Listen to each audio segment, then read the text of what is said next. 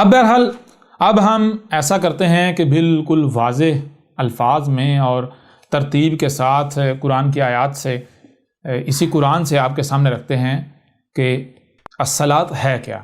جب ہم اسی قرآن سے الصلاۃ کو آپ کے سامنے رکھیں گے اور ہر پہلو سے ہر لحاظ سے کھول کھول کر سامنے رکھیں گے تو پھر یہ جو نماز ہے اس کا دجل مزید چاک ہو جائے گا، کیونکہ انہوں نے نماز کہاں سے اخذ کی؟ روایات سے۔ دلیل کیا؟ دلیل یہ قرآن میں الصلاۃ کا حکم تو ہے، تفصیلات نہیں ہیں، تو اس وجہ سے ہم نے جو ہے وہ غیر قرآن سے رجوع کیا۔ لہٰذا اگر قرآن سے الصلاۃ کا نہ صرف ذکر بلکہ تفصیلات ملتی ہیں تو ان کا یہ عذر، یہ بہانہ، یہ دلیل ختم ہو جاتی ہے، لہٰذا ان کو واپس پلٹنا پڑے گا۔ اس کے باوجود اگر یہ نہیں پلٹتے، یہ نماز کو ترک نہیں کرتے تو یہ مجرم کے مجرم رہیں گے، پھر انہیں دنیا کی کوئی طاقت جو ہے عذاب سے نہیں بچا سکتی، نہ ان کے اوپر کوئی رحم، کوئی ترس کھایا جائے گا۔ لہٰذا اب جو ہے وہ آتے ہیں قرآن کی طرف، اور قرآن سے جو الصلاۃ کیا ہے اس کی تفصیلات کھول کھول کر آپ کے سامنے رکھتے ہیں۔ تو اس کے لیے سب سے پہلے آئیں ہم بات کرتے ہیں لفظ الصلاۃ پر۔ لفظ الصلاۃ اس کے معنی کیا ہے؟ ٹھیک ہے، اس کو ہم بورڈ کے اوپر آپ کے اوپر واضح کرتے ہیں۔ آئیں بورڈ کی طرف۔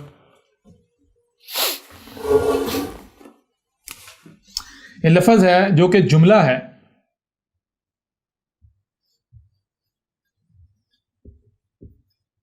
الصلاۃ جملہ ہے الصلاۃ۔ یہ مجموعہ ہے الف لام جمع صاد لام سل جمع الف جمع تے، گول والی تے۔ اب یہ جو جملہ ہے اس میں جو اصل لفظ ہے، اصل لفظ وہ کیا ہے؟ وہ ہے یہ صاد لام سل۔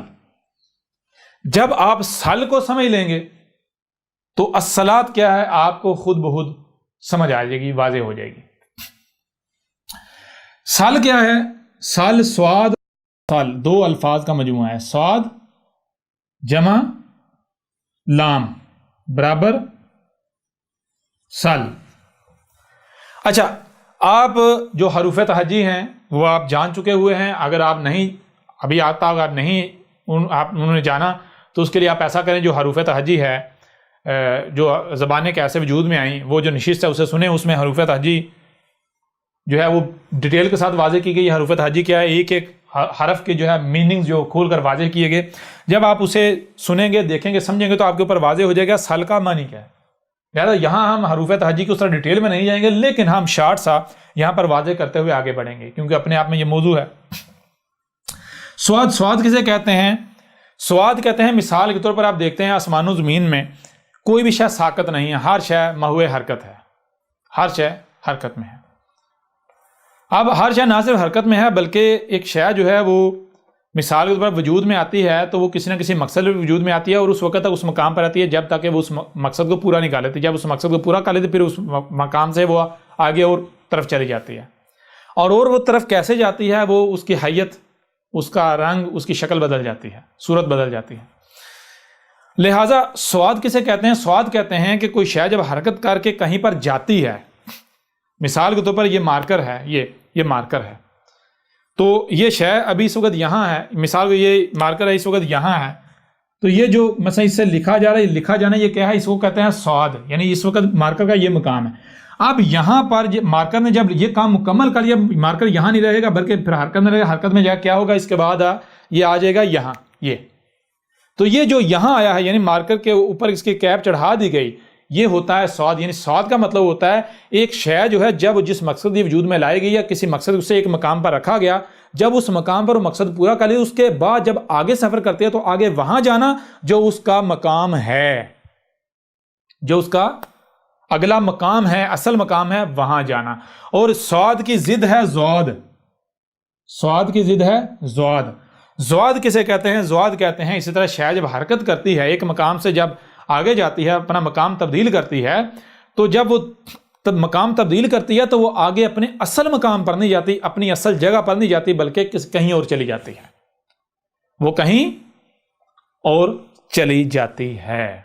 ٹھیک ہے جی، یہ ہے سواد اور زواد کا معنی۔ سواد کا معنی کیا ہے؟ سواد کا معنی ہے کوئی شے جب سفر کر کے اپنی منزل پر پہنچتی ہے تو وہیں پہنچنا جو اس کی اصل منزل ہے، جو اس کا مقام ہے، اور زواد کہتے ہیں شے کا وہاں نہ پہنچنا بلکہ کہیں اور پہنچنا۔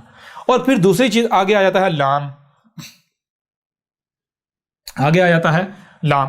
لام کا معنی کیا ہے یہ آپ کے اوپر واضح کیا تھا۔ لام کہتے ہیں مثال کے طور پر کوئی شے جب بنتی ہے تو کیسے بنتی ہے، پہلے مختلف اشیاء جو ہیں وہ سفر کرتی آتی ہے، اس کا میٹیریل ہے وہ میٹیریل سفر کرتا ہوا آتا ہے، حرکت کرتا ہوا آتا ہے، وہ صرف میٹیریل اشیاء حرکت نہیں کرتی بلکہ ایک وقت آتا ہے وہ پروسیس کر کے ایک شے بن جاتی ہے۔ تو یہ جو اشیاء کا مختلف حرکات و سکنات کرتے ہوئے پروسیس کرتے ہوئے آگے بڑھنا، یعنی آگے حرکت کرتے ہوئے آنا اور کسی مقام پر پروسیس کو شے بن جانا، اس کو کہتے ہیں لام، ٹھیک ہے نا۔ تو یہ سواد اور لام، سل، جب ان دونوں کو یعنی جوڑیں گے تو یہ بنے گا سل، سواد جمع لام جوڑیں گے تو یہ کیا بنے گا سل۔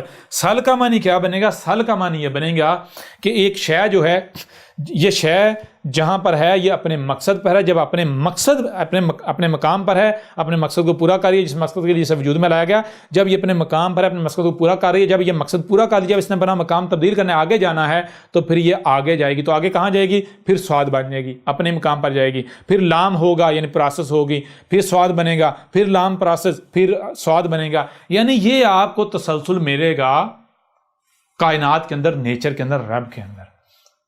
لیکن اگر اب اس دوران اگر کسی بھی شے کو آپ سواد کی بجائے زواد کر دیتے ہیں، مثال کے طور پر آپ کے پاس اختیار ہے، آپ کے پاس اختیار ہے، ایک شے ہے، اس کا اصل مقام یہ ہے، آپ اس کا مقام مثال کے طور پر لکھا ہے، جب لکھا ہے مارکر دیکھیں اس سے لکھ رہے ہیں تو یہ سواد ہے، لکھ رہے ہیں۔ اب جب مارکر کو یہاں سے ہٹایا واپس مقام پر لے کے آئے تو واپس کیا کرنا ہے، اس کو کیپ چڑھانی، یہ ہے سواد۔ لیکن آپ سواد نہیں کرتے، یعنی اس کو اس کے مقام پر نہیں لاتے بلکہ آپ اسے کھلا چھوڑ دیتے ہیں، کھلا چھوڑ دیا، یہ کیا ہو گیا، یہ ہو گیا زواد۔ زواد کا مطلب جو اس کا اصل مقام ہے وہاں نہیں اس کو لایا گیا۔ تو جب زواد یعنی اس کا مقام بدل دیا ہے، زواد بنا دیا، تو پھر پروسیس تو اس نے ہونا ہے نا، پروسیس تو نہیں رکے گا، پروسیس تو جاری رہے گا، سفر تو جاری رہے گا۔ اب جب سفر جاری رہے گا تو پھر یہ سواد نہیں بنے گا، یعنی پھر یہ مارکر نہیں رہے گا، پھر یہ لکھنے کا قابل نہیں، پھر یہ کہیں اور چلا جائے گا، یہ خراب ہو جائے گا، یعنی پھر کیا ہوگا، یہ سوکھ جائے گا، خشک ہو جائے گا، یہ کیا ہو گیا، پھر یہ سواد کی بجائے زواد ہو جائے گا، زل ہو جائے گا، پھر یہ سال نہیں ہوگا بلکہ زل ہوگا۔ سال اس وقت تک رہے گا جب تک سال رہے گا، یعنی سواد لام سواد لام سواد لام سواد لام۔ اگر کہیں پر آپ نے زواد کر دیا تو پھر زواد لام زواد لام زواد لام ہوتا ہوتا پھر زواد لام کا انجام کیا ہے اور سواد لام کا جو ہے منزل کیا ہے، یہ آپ کے اوپر جو ہے بالکل واضح ہو جانی چاہیے۔ مثال کے طور پر اگر غور کریں، اگر آپ ایک کام کر رہے ہیں اور پرفیکٹ کر رہے ہیں، ہر شے کو اس کے مقام پر رکھ رہے ہیں، جب ہر شے سواد ہو رہی ہے، سواد لام، اشیاء لائی جا رہی ہیں، پروسیس کی جا رہی ہیں، لائی جا رہی ہیں، پروسیس کی، سواد لام ہو رہا ہے، یعنی بالکل پرفیکٹ پرزے بنتے جا رہے ہیں، اس طرح پروسیس ہوتے جانے پر تو ایک وقت آئے گا بہترین شے بن جائے گی، آپ منزل پر پہنچ جائیں گے، پرفیکٹ منزل پر، ٹھیک ہے، فائدہ ہی فائدہ۔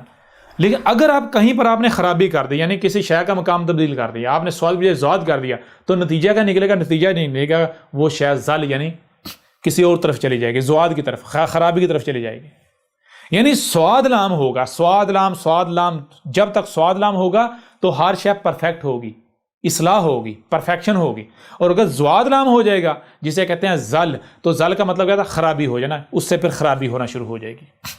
تو یہ ہے سل کے معنی۔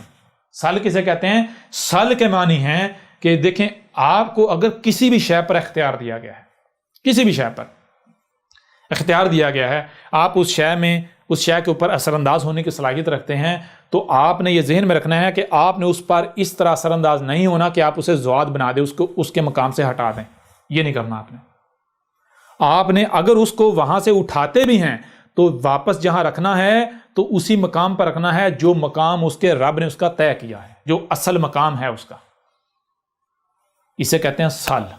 سواد لام سل، سواد لام سل۔ سل کا معنی کیا ہے، سل کا معنی یہ ہے کہ اشیاء کو، یعنی آسمان و زمین یا جہاں پر بھی جس حد تک بھی آپ کو اختیار دیا گیا، اس حد تک ہر شے کو اس کے اپنے اصل مقام پر رکھنا۔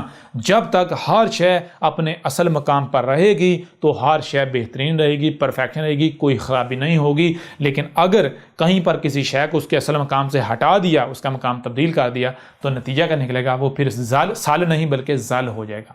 اور زل کسے کہتے ہیں، جس کا ترجمہ کیا جاتا ہے گمراہ۔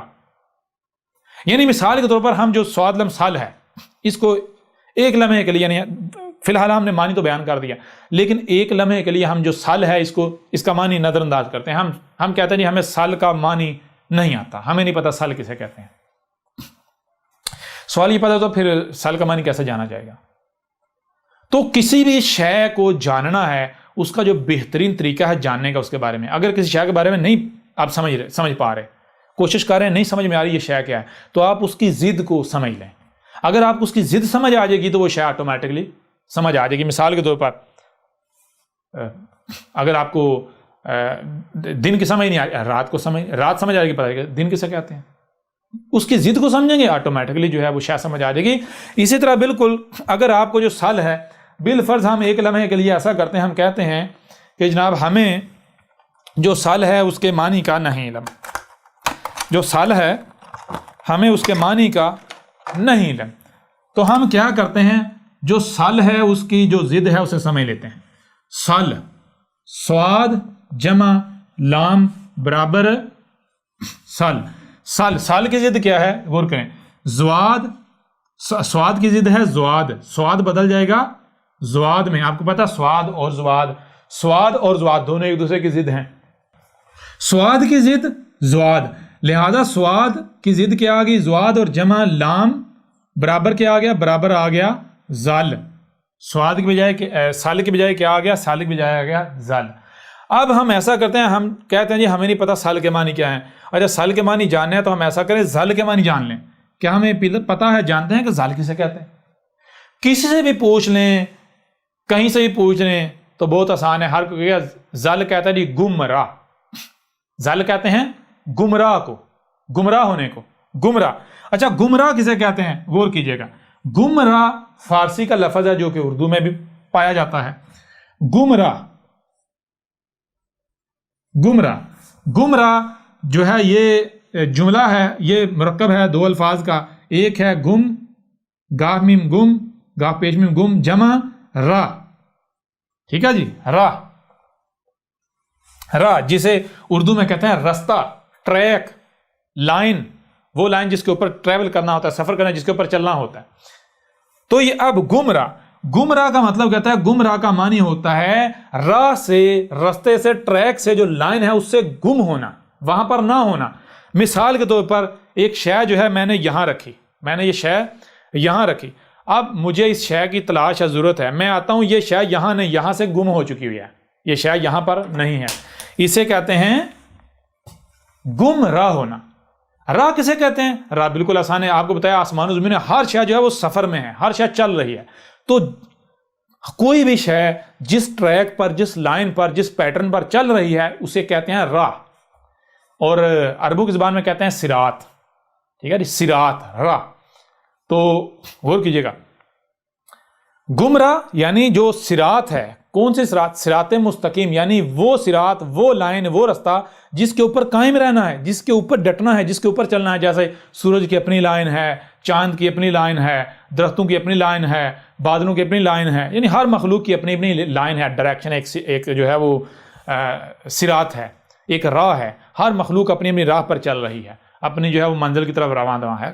تو اسی طرح گمراہ کہتے ہیں کہ ایک شے، ایک مخلوق یا کوئی بھی وجود، کوئی شے جو ہے یا کوئی بات جو ہے وہ اپنی لائن پر نہیں ہے. جب ہم اسے دیکھیں تو وہ کہاں ہمیں ملتی ہے، وہ وہاں سے گم ہے، وہاں سے غائب ہے، وہاں نہیں ہے.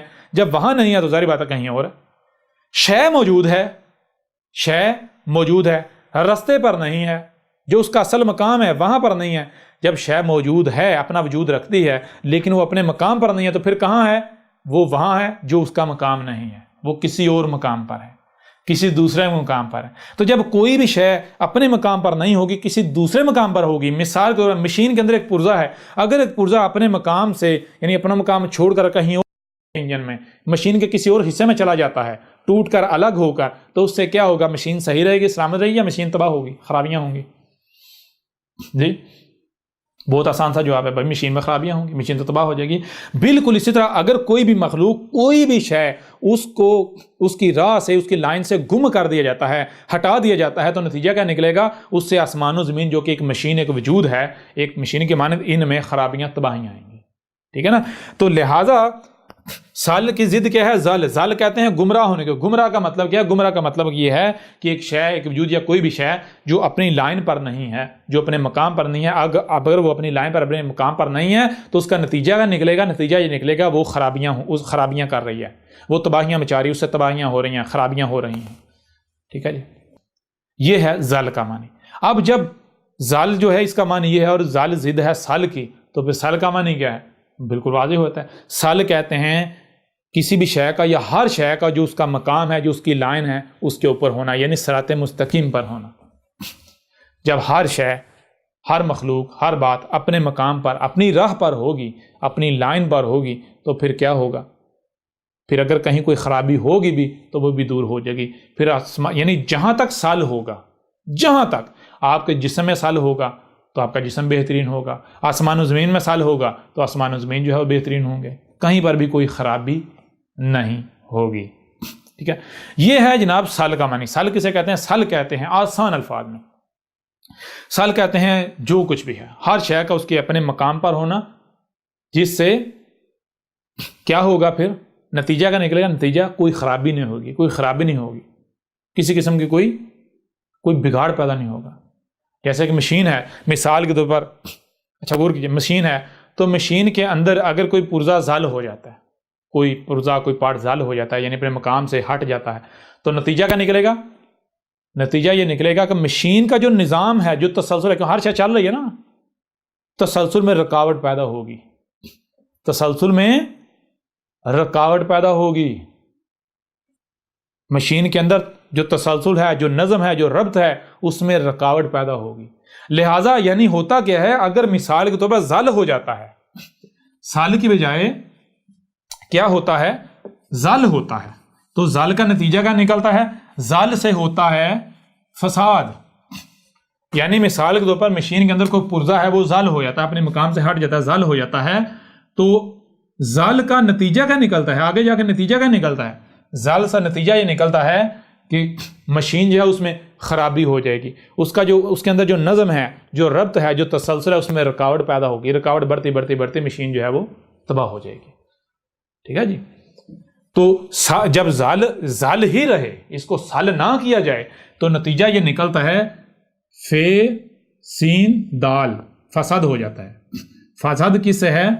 فساد اس کے یہ دو ذرائع سے آتا ہے فساد. نمبر ایک ذریعہ ہے فے جمع سین صد، فے جمع سین صد برابر فساد. فے کہتے ہیں پس جو کہا جا رہا ہے، یعنی ایسا ہی ہے، جو ہو رہا ہے، کوئی دو رائے نہیں ہے. ٹھیک ہے، اور صد کسے کہتے ہیں؟ سین دال صد کہتے ہیں رکاوٹ کو. صد کہتے ہیں اگر کوئی تسلسل ہے، نظام چل رہا ہے، اس میں رکاوٹ آ جانا، صد کہتے ہیں رکاوٹ. فاسد کا معنی ہوتا ہے پس رک جانا، پس رکاوٹ کا ہو جانا. تو جب زل ہوگا، یعنی آپ کو کسی بھی حد تک اختیار دیا گیا، آپ کو آپ کے جسم پر اختیار دیا گیا، اگر آپ اپنے جسم میں سال کی بجائے زل کرتے ہیں، مخلوقات کو، اعضاء کو، اشیاء کو ان کے مقامات سے ہٹاتے ہیں، وہ کیسے ہٹتا ہے وہ بات کی بات اس کے اوپر ڈیٹیل سے بات کریں گے. لیکن اگر آپ زل کرتے ہیں تو زل سے نتیجہ کیا نکلے گا؟ نتیجہ یہ نکلے گا کہ آپ کے جسم کے اندر جو نظم ہے، جو ربط ہے، وہ ربط ٹوٹ جائے گا، اس میں رکاوٹ پیدا ہو جائے گی، نظم کے اندر رکاوٹ پیدا ہو جائے گی. اگر مثال کو دل ہے، اگر آپ سال کی بجائے زل کرتے رہیں گے، جسم میں ایسی چیزیں ڈالتے رہیں گے کہ جو سال کی بجائے جو زل کریں، جو دل کو، جو مخلوقات کو، جو آپ کے جسم کے اعضاء کو ان کے مقامات سے ہٹاتی رہیں، تو نتیجہ کا ایک وقت آئے گا کہ آپ کے جسم کا نظام، یعنی کہ وہ بند، اس میں رکاوٹ پیدا ہوتی مکمل بند ہو جائے گا، یہ مشین مکمل ڈیڈ ہو جائے گی، بند ہو جائے گی. تو یہ ہوتا ہے زل کا نتیجہ کا نکلتا ہے فساد. فساد کا مطلب پس بند ہو جانا. یعنی اگر زل ہی رہے گا، آپ سال نہیں کرتے، زل ہی رہے گا، تو پھر یہ طے ہے کہ یہ جو مشین ہے جس میں آپ نے زل کر دیا ہے، جو شے ہے، مشین ہے، بالآخر یہ اس کا نظم، اس کا سسٹم، اس کا تسلسل بند ہو جائے گا. یہ طے ہے، ہو کر رہے گا، اسے بند ہونے سے کوئی روک نہیں سکتا. ٹھیک ہے، اسے تباہ ہونے سے کوئی روک نہیں سکتا. ایک چیز یہ ہے. پھر دوسرا جو فساد ہے، فساد آتا ہے فے سین جمع صد، فاس اور صد. صد کا معنی آپ پہلے جان چکے ہوئے ہیں، اور صد کا معنی آپ پہلے جان چکے ہیں. فاس کا معنی کیا ہے؟ فاس کہتے ہیں یعنی کہ شے کو اس کے مقام سے ہٹا دینا، ادھر ادھر کر دینا. کہیں مثال کے طور پر ایک شے کا مقام یہ ہے اس کو کہیں آگے لے جانا، کہیں پیچھے لے جانا، ٹھیک ہے نا، ایسے کر دینا، یعنی شے جو ہے اس کو اس کے اصل مقام سے دور، کہیں بے شک پیچھے دور لے جانا یا آگے دور لے جانا، دائیں دور لے جانا، بائیں دور لے جانا، یعنی اصل بات وہی ہے، اس کو اس کے مقام سے ہٹا دینا. اسی یعنی جس سے فاسق، فسق، فاسقون وغیرہ بنا ہے، جس کا تبدیلی کرنے والے، بات میں، شے میں تبدیلی کرنے والے، اپنے بیچ میں ملاوٹ کرتے کے بات کو اس کی اصل حال سے ہٹا دینا، اسے تبدیلی کر دینا. تو فاسق کہتے ہیں تبدیلی، بدلاؤ کرنا، شے کو یعنی آگے پیچھے دور کر دے، اور صد وہی رکاوٹ.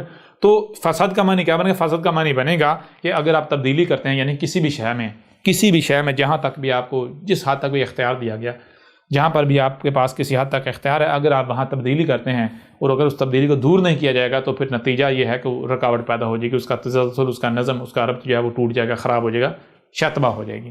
ٹھیک ہے، یہ ہیں جناب سل اور زل کے معنی. ٹھیک ہے، اب آج آتے ہیں واپس صلاۃ کی طرف. جب سل کے معنی ہم نے جان لیے تو پھر اسی سے بنا الصلاۃ، اسی سے بنا الصلاۃ. اور اب آپ کو ایک ایک چیز واضح ہوگی کہ احمد عیسیٰ کی ایک ایک بات کی تصدیق قرآن خود کرے گا، کہ جو آپ کو بتایا تھا کہ قرآن کیا کہہ رہا ہے. قرآن کہہ رہا ہے کہ اگر ہم زمین میں کسی کو مکن دیتے ہیں، یعنی زمین کا اگر اختیار دیتے ہیں، اقتدار دیتے ہیں، تو اقتدار و اختیار دیتے ہی صرف اس لیے ہیں تاکہ الصلاۃ قائم کی جائے. ٹھیک ہے جی، الصلاۃ قائم کی، ابھی آپ کو کلیئر ہو جائے گا. سال کا معنی یہ ہے کہ جس پر بھی آپ کو اختیار دیا گیا ہے، اقتدار دیا گیا ہے، اس میں ہر شے کو اس کے اپنے مقام پر ہی رکھنا. یہ سال، یعنی سال کا معنی ہر شے کو اس کے اپنے مقام پر رہنا، جو اس کا اصل مقام ہے. آگے آ جاتا ہے الف. یہ یعنی الف جو صلاح بن جائے گا کل کا کل، یعنی تمام کا تمام، ہر وہ شے، یعنی سب کا سب کے سب کا اپنے اصل مقام پر ہونا، اسے رکھنا یا رہنے دینا. اور آگے تے ہے. یہ جو تے ہے یہ اظہار کرتی ہے اس کا جس کو سل کرنا ہے، جس میں ہر شے کو اس کے اپنے مقام پر رکھنا ہے. یعنی صلاۃ کا معنی بنے گا صلاۃ، ابھی الف لام نہیں، صلاۃ کا معنی بنے گا ہر شے، یعنی کہ جس شے کا بھی اختیار آپ کو دیا گیا، یعنی جس شے پر بھی آپ کو اختیار دیا گیا، اس شے کا، اس وجود کا، اس میں جو کچھ بھی ہے، اس میں ہر شے کو اس کے اپنے مقام پر رکھنا، کہیں پر بھی کوئی تبدیلی نہیں کرنا، کسی بھی شے کو اس کے مقام سے ہٹانا نہیں ہے. یہ ہے صلاۃ. اب صلاۃ تو اس کا مطلب کیا ہے؟ مثال کے طور غور کریں تو آپ دیکھیں کہ آپ کو کہیں پر اختیار دیا گیا کسی شے پر، تو ہم دیکھتے ہیں ہاں بھائی میرے اپنے جسم پر اختیار دیا گیا. ہم دیکھتے ہیں دنیا میں بہت سارے لوگ ہیں، ہر ایک کا اختیار جو ہے وہ ایک جیسا نہیں ہے. کسی کے پاس کم اختیار ہے، کسی کے پاس زیادہ، کسی کے پاس زیادہ اشیاء پر اختیار ہے، کسی کے پاس کم اشیاء پر اختیار حاصل ہے. اب اگر مثال آپ دیکھیں، اپنے آپ کو دیکھیں، آپ اپنے آپ سے سوال کریں کہ مجھے کس پر اختیار حاصل ہے، تو اگر آپ یہ دیکھیں کہ بے شک آپ کے گھر پر آپ کو کوئی اختیار نہیں، آپ کی گلی پر، آپ کے محلے پر، گاؤں پر، شہر پر، ملک پر، پوری زمین پر آپ کا ایسا اختیار نہیں. کم از کم آپ کا جو اپنا جسم ہے اس کا تو اختیار آپ کے پاس ہے نا، ہے یا نہیں ہے؟ تو جس حد تک بھی آپ کے پاس اختیار ہے، اگر کسی کے پاس اختیار ہے اس کے اپنے جسم کا، تو آپ کے اوپر لازم ہے کہ آپ نے صلاۃ قائم کرنی ہے. یعنی آپ نے جسم میں جیسا، یہ دیکھیں یہ جسم خلق کس نے کیا ہے؟ کیا اس کے خالق آپ ہیں؟ اس کا خالق رب ہے نا، نیچر ہے نا. تو نیچر نے جب ایک شے کو وجود میں لایا، خلق کیا، تو بغیر مقصد کے وجود میں لایا؟ سوال ہی پیدا نہیں ہوتا. آپ کو سننے کے لیے کان دیے گئے، دیکھنے کے لیے آنکھیں دی گئی، سنائی اور دکھائی دے رہا ہے، سمجھنے کی صلاحیت دی گئی. جب آپ ان صلاحیتوں کا استعمال کریں گے، سمجھیں گے، آپ کے اوپر واضح ہو جائے گا کہ بھائی نیچر کچھ بھی وجود میں لاتی ہے تو بغیر مقصد کے وجود میں نہیں لاتی. لہٰذا اگر نیچر نے ہمارے رب نے ہمیں وجود میں لایا تو بغیر مقصد وجود میں نہیں لایا. اب جس مقصد کے لیے اس بشر کو، یعنی آپ کے جسم کو، آپ کو وجود میں لایا گیا ہے، وہ مقصد کب پورا ہوگا؟ کیا یہ جسم خراب ہو جائے تو یہ اس مقصد کو پورا کر پائے گا؟ سوال ہی پیدا نہیں ہوتا. یہ جسم، یہ وجود اس مقصد کو اس وقت ہی پورا کر پائے گا، اس وقت اسے جان پائے گا، پہچان پائے گا، اسے پورا کر پائے گا جب یہ جسم بالکل ٹھیک ہوگا. اگر یہ جسم خراب ہوتا ہے تو یہ اس مقصد کو پہچان پائے گا، جان پائے گا؟ نہیں. پورا کر پائے گا؟ نہیں. تو مجرم کون بنے گا؟ کیا مجرم وہی نہیں ہوگا جس کو اس جسم پر اختیار حاصل ہے؟ اگر آپ کے جسم پر آپ کے اختیار حاصل ہے تو پھر یہ جسم اگر کچھ خرابیاں کرتا ہے، یہ جسم اس مقصد کو پورا نہیں کرتا جس مقصد کے لیے اس کو وجود میں لائے گا، تو سوال آپ سے کیا جائے گا، مجرم آپ ہوں گے. لہٰذا اگر آپ کو آپ کے جسم کی حد تک اختیار ہے تو آپ نے اس وقت تک کہ جسم کے ساتھ کچھ بھی نہیں کرنا، جسم کے اندر کچھ بھی نہیں ڈالنا جب تک کہ آپ کے پاس اس کے بارے میں مکمل علم نہیں آ جاتا۔ یعنی کہ دیکھیں کہ یہ جسم صحیح کیسے رہتا ہے اور خراب کیسے رہتا ہے۔ آپ کا جسم بالکل ایک مشین کی مانند ہے، بالکل ایک مشین کی مانند ہے۔ اس جسم میں تمام کے تمام اعضاء جو ہیں ایک دوسرے کے ساتھ کنیکٹڈ ہیں، جڑے ہوئے ہیں، اور یہ جسم کے تمام اعضاء جو ہے ہر لمحے یہ بن بھی رہے ہیں اور مٹ بھی رہے ہیں۔ یہ نئے سیل جو خلیے ہیں بن رہے ہیں، پرانے وہ ڈیڈ ہو کے مر رہے ہیں۔ تو اب یہ پروسیس یعنی کہ ہر لمحے آپ کا جسم بن بھی رہا ہے اور مٹ بھی رہا ہے، بن بھی رہا ہے اور مٹ بھی رہا ہے۔ اب جسم بن کس طرح ہے؟ جسم بن رہا ہے، آپ کا جسم بنا زمین کے عناصر سے، ٹھیک ہے جی۔ اب یہ جسم اس وقت تک ٹھیک رہے گا جب تک اس جسم کو جس سے یہ بنا ہے، جن عناصر سے یہ بنا ہے، وہ عناصر پرفیکٹ ملیں گے، ان کا معیار پرفیکٹ ہوگا، ان کی مقدار پرفیکٹ ہوگی اور پرفیکٹ ہوں گے۔ جب تک وہ عناصر ان کا معیار، ان کی مقدار پرفیکٹ ہوگی، تب تک یہ جسم جو ہے بالکل ٹھیک رہے گا۔ جب یہ جسم ٹھیک رہے گا تو نہ صرف جسم اپنی ذمہ داری کو پہچان پائے گا، اسے پورا کر پائے گا، بلکہ آپ بھی مجرم نہیں بنیں گے۔ اور اگر جسم کو یعنی کہ جس سے یہ بنا ہے وہ عناصر، ان کا معیار، ان کی مقدار اوپر نیچے ہو جاتی ہے، آگے پیچھے ہو جاتی ہے، اس پر تبدیلی ہو جاتی ہے، کمی بیشی کی جاتی ہے، تو نتیجہ کیا نکلے گا بتانے کی ضرورت نہیں ہے۔ جسم کے اندر جو ہے وہ پھر ظاہر بات ہے، اگر خراب شے ڈالیں گے، جن مٹیریل جو ہے وہ نامکمل ڈالیں گے، خراب مٹیریل ڈالیں گے، تو خراب مٹیریل سے وہی بنے گا نا جو مٹیریل ہے، جسم بھی خراب بنے گا، جسم کے اندر خرابیاں پیدا ہونا شروع ہو جائیں گی۔ نتیجہ کیا نکلے گا؟ نتیجہ یہ نکلے گا جسے آپ کہتے ہیں بیماریاں۔ اور بیماریاں صرف وہ نہیں ہوتی جو فزیکلی ہوتی ہیں، بیماریاں آپ یعنی کہ آپ کو پتہ ہی نہیں کہ آپ جو سوچتے ہیں یہ سوچنا کیا ہے، سوچنا، سمجھنا، احساسات، جذبات، یہ کیا ہیں؟ یہ جو آپ کھاتے ہیں اسی سے ڈیولپ ہوتے ہیں، ٹھیک ہے نا۔ جیسا آپ کھاؤ گے آپ کے اندر ویسے احساسات، ویسے جذبات، ویسی سوچیں، ویسی فکریں ڈیولپ ہوں گی۔ اگر آپ جو ہے وہ کھانا کیسا ہے، کیسے عناصر استعمال کرنے ہیں، تو اس کے لیے وہی بتا سکتا ہے جس جسم کا مکمل کمپلیٹ علم رکھتا ہے۔ اب وہ علم کون رکھتا ہے؟ دنیا میں کوئی ایسا شخص ہے جو یہ دعویٰ کر سکے بھئی میرے پاس اس جسم کے بارے میں کمپلیٹ علم ہے کہ یہ جسم کیسے بنا، کس سے بنایا گیا؟ تو کوئی بھی دعویٰ نہیں کر سکتا۔ کون دعویٰ کر سکتا ہے؟ صرف اور صرف ایک ہی ذات کر سکتے، وہ کون؟ وہ اس کا خالق۔ خالق کے علاوہ کوئی یہ دعویٰ نہیں کر سکتا کہ بھائی میں جانتا ہوں اس جسم کے بارے میں۔ اب جب خالق یعنی کہ جو خالق ہے اس جسم کا، ٹھیک ہے نا، وہی دعویٰ کر سکتا ہے، تو اسی کو پتہ ہے اس نے جسم کو کیسے خلق کیا ہے، اسی کو پتہ ہے جسم کی ضروریات کیا ہیں، ان ضروریات کی مقدار کیا ہونی چاہیے، ان کا معیار کیا ہونا چاہیے، ان کی ٹائمنگ کیا ہونی چاہیے، یہ سب اسی کو علم ہے، ٹھیک ہے نا۔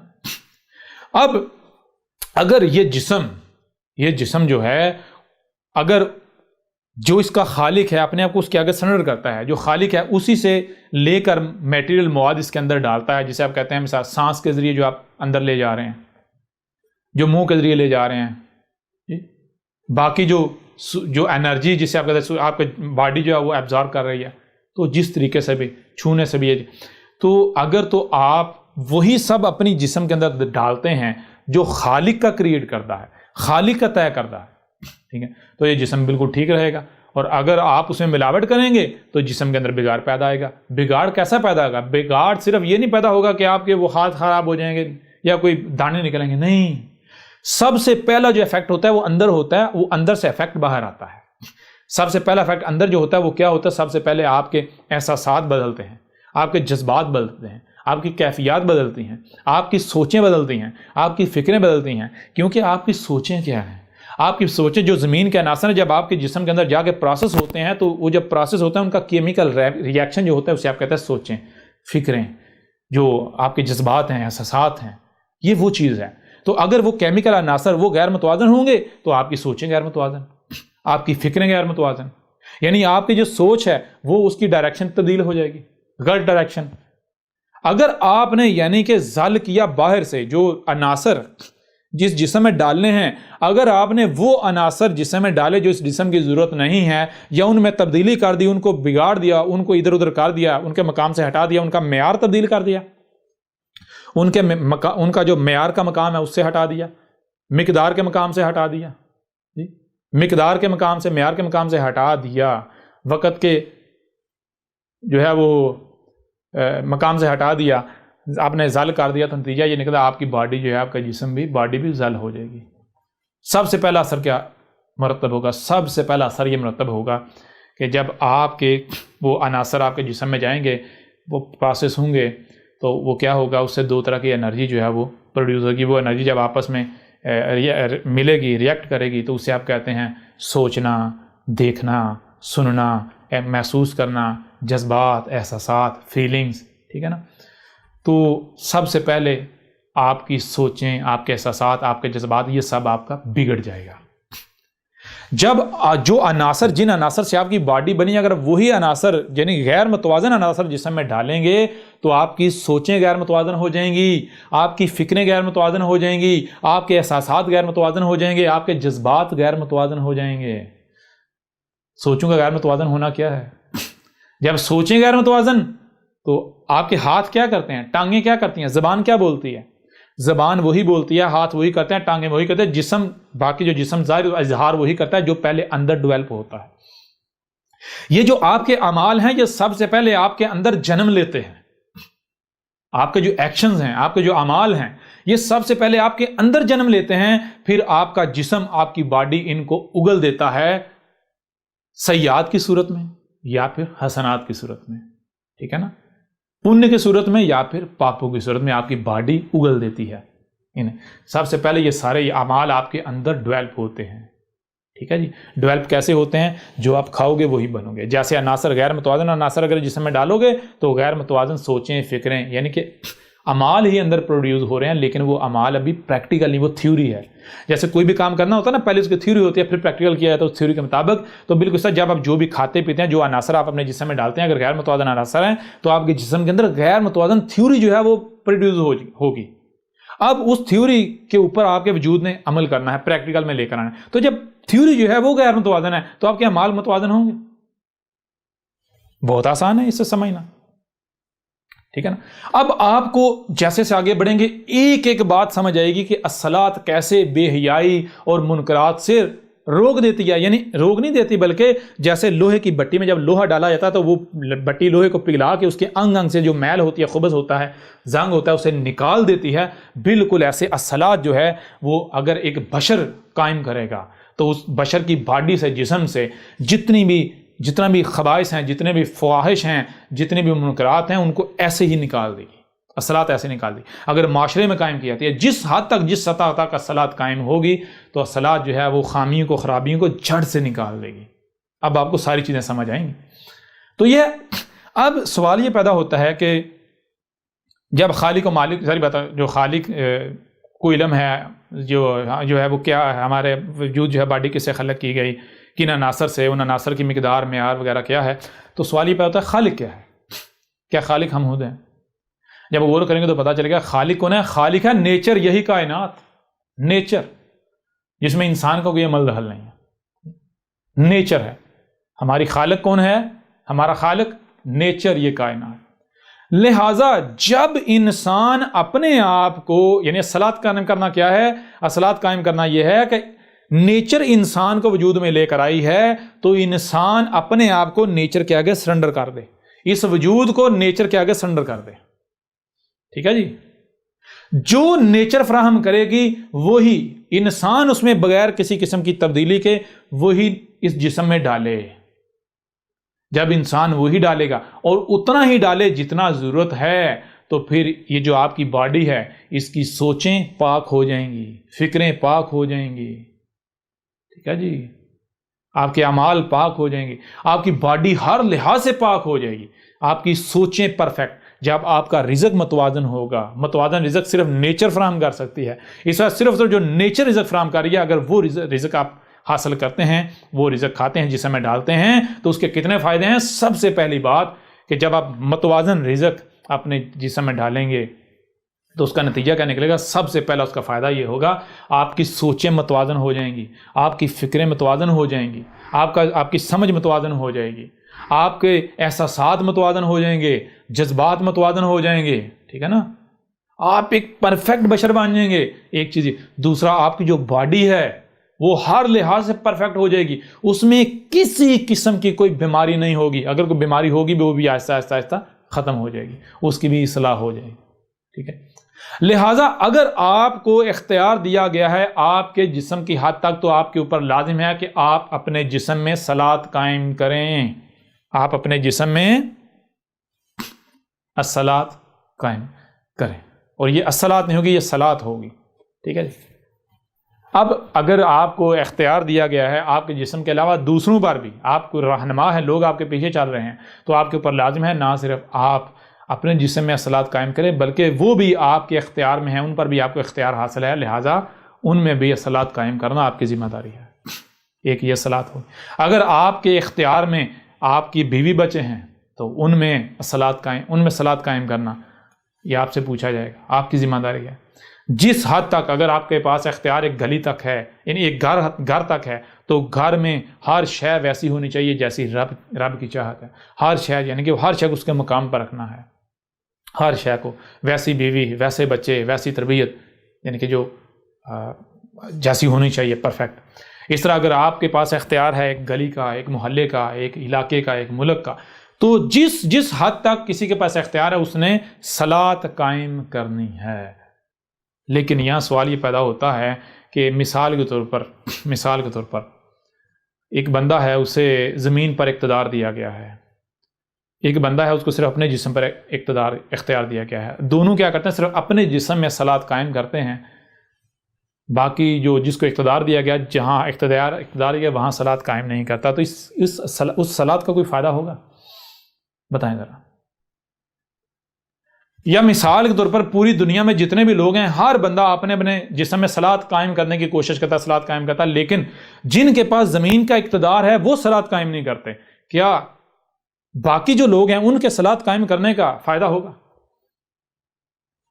یعنی اور آسان کر دیتے ہیں۔ صلاۃ کیا ہے؟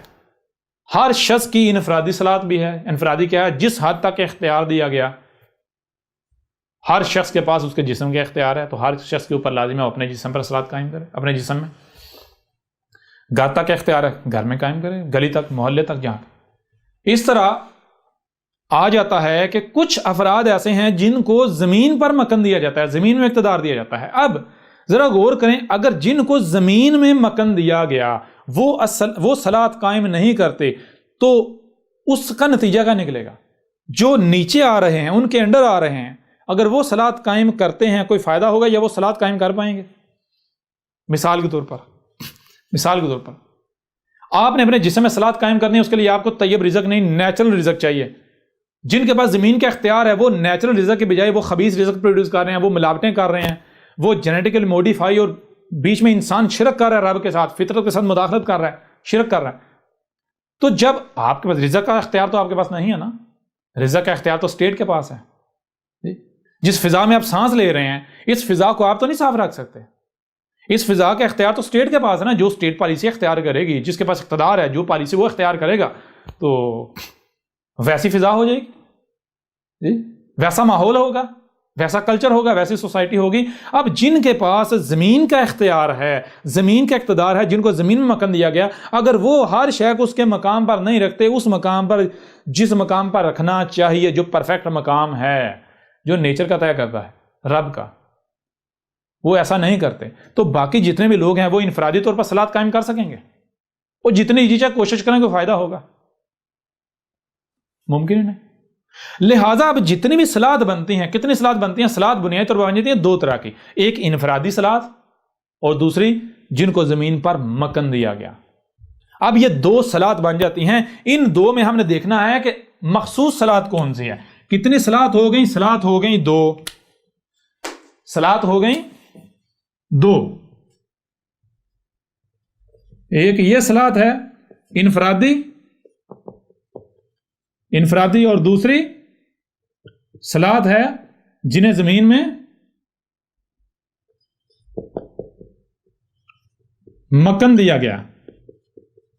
جی، ایک صلاۃ ہے انفرادی اور دوسری وہ صلاۃ ہے جنہیں زمین میں مکن دیا گیا، ان کی صلاۃ۔ یہ دو طرح کی صلاۃ۔ اب ان میں الصلاۃ، مخصوص صلاۃ کون سی ثابت ہوتی ہے؟ یعنی ان دونوں میں اگر ایک دوسرے پر ترجیح دی جائے تو اوپر کون سی آتی ہے اور نیچے کون سی آتی ہے؟ پہلے نمبر ٹاپ پر کون سی آتی ہے کہ جو کرنی ناگزیر ہے، اگر اسے نہیں کیا جائے گا دوسری صلاۃ کا قائم کرنا کوئی فائدہ نہیں رہے گا، تو وہ ہے یہ والی، جنہیں زمین میں مکن دیا گیا۔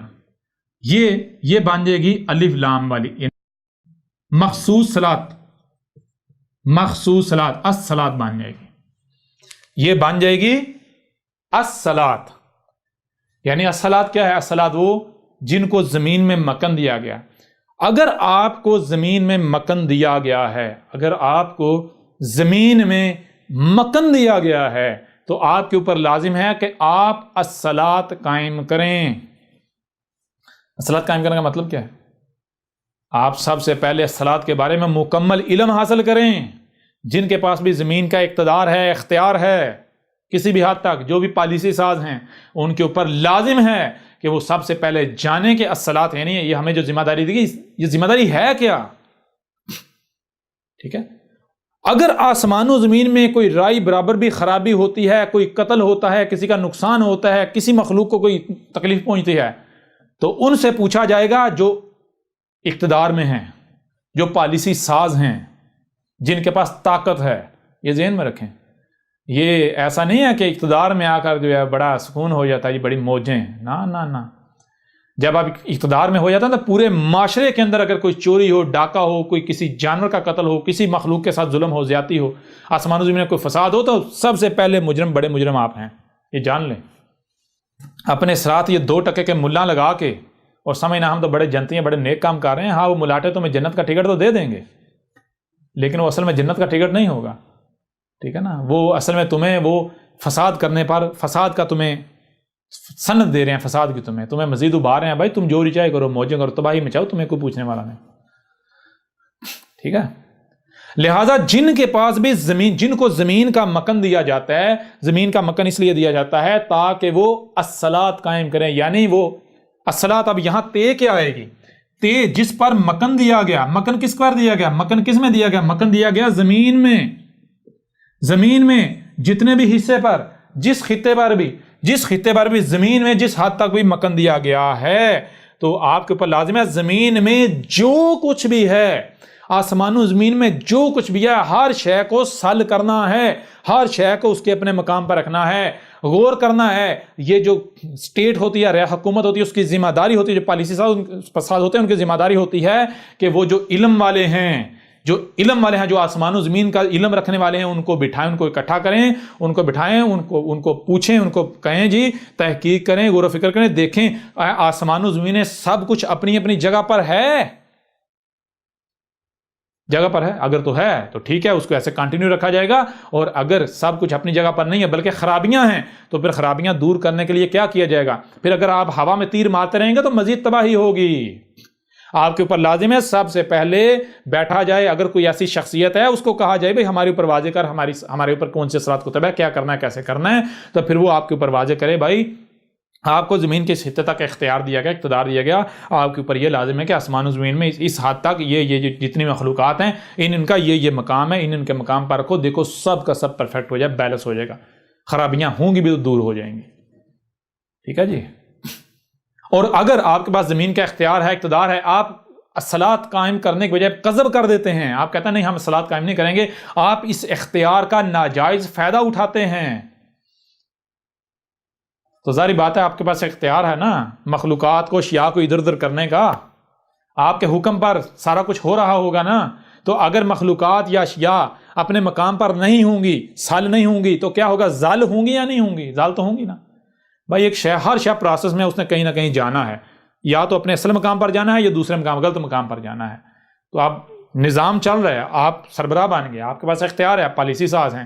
اب ایسے میں آپ کے احکامات کے مطابق آپ کے انڈر جو ہے مخلوقات کو رکھا جا رہا ہے، ادھر ادھر کیا جا رہا ہے، ہو رہی ہیں مخلوقات. اب اگر مخلوقات جو ہیں وہ غلط مقام پر جا رہی ہیں تو ذمہ دار تو آپ ہیں. اس سے نتیجہ کیا؟ اس سے نتیجہ یہ آسمان و زمین میں تباہیاں ہیں، خرابیاں ہو جائیں گی، معاشرہ بگڑ جائے گا، فساد ہو جائے گا. اب میں آپ سے سوال کرتا ہوں، ذرا غور کریں. اگر اس طرح یہ جن کو زمین میں مکن دیا گیا وہ الصلاۃ قائم کرتے ہیں، ہر شے کو اس کے اپنے مقام پر رکھتے ہیں، تو جو ہر شخص کی انفرادی صلاۃ ہے وہ قائم کر پائے گا یا نہیں کر پائے گا؟ یعنی اس کو کھانے پینے کو طیب ملے گا، نیچرل ملے گا، ہر شے نیچرل ملے گی، کچھ بھی ملاوٹ زدہ نہیں ملے گا، طیب رزق، سب کچھ طیب. جب سب کچھ طیب ملے گا، طیب رزق ملے گا، ہر چیز پیور ہوگی، تو نتیجہ کیا نکلے گا؟